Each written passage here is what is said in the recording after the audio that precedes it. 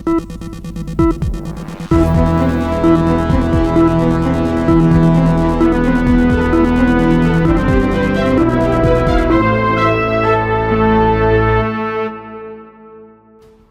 दिसंबर को supreme court ने सरकारों के द्वारा मुफ्त सुविधाओं की वितरण नीति पर गंभीर सवाल उठाए हैं। अदालत ने कहा कि फ्री की रेवड़ी आखिर कब तक बांटी जाएगी। साथ ही ये भी कहा कि क्या सरकार को अब मुफ्त राशन बांटने के अलावा सभी के रोजगार के अवसरों पर ध्यान देना नहीं चाहिए।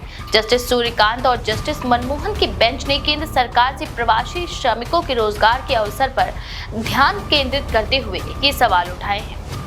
दरअसल ये मुद्दा उस वक्त सुर्खियों में आया जब केंद्र सरकार ने अदालत को बताया कि राष्ट्रीय खाद्य सुरक्षा अधिनियम NFSA 2013 के तहत 81 करोड़ लोगों को मुफ्त या रियायती राशन दिया जा रहा है। कोर्ट ने इस पर हैरानी जताते हुए कहा कि इसका मतलब है कि सिर्फ टैक्स पेयर्स ही बाकी बचे हैं।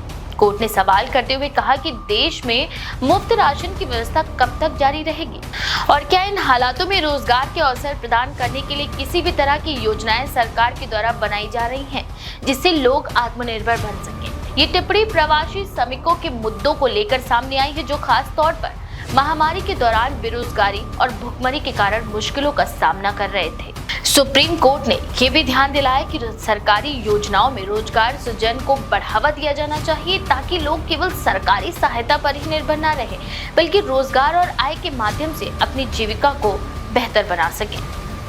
ये टिप्पणी रोजगार, मुफ्त राशन और सरकारी योजनाओं पर होने वाली बहस को और भी ज्यादा गहरा कर सकती है, जिसमें सरकार के प्रयासों और सामाजिक कल्याण की योजनाओं की प्रभावशीलता पर कई सवाल उठाए जा रहे हैं।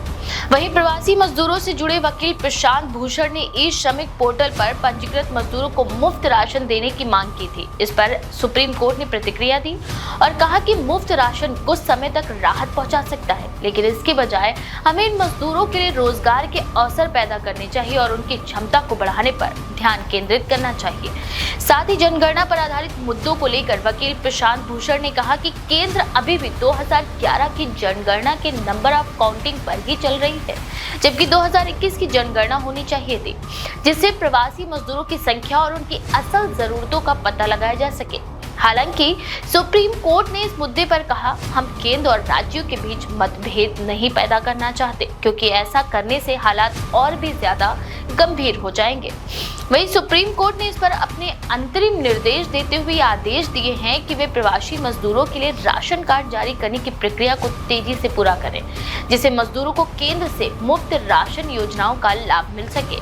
कोर्ट ने यह भी कहा कि राज्य सरकारों को अपनी जिम्मेदारियों से भागने से बेहतर ये होगा कि वो मजदूरों के लिए ऐसी रणनीतियां बनाएं जो लंबे वक्त तक उन्हें आर्थिक संकटों से बचा सके। कोर्ट के इस फैसले पर आप क्या सोचते हैं? अपनी राय हमें कमेंट बॉक्स में जरूर भेजें।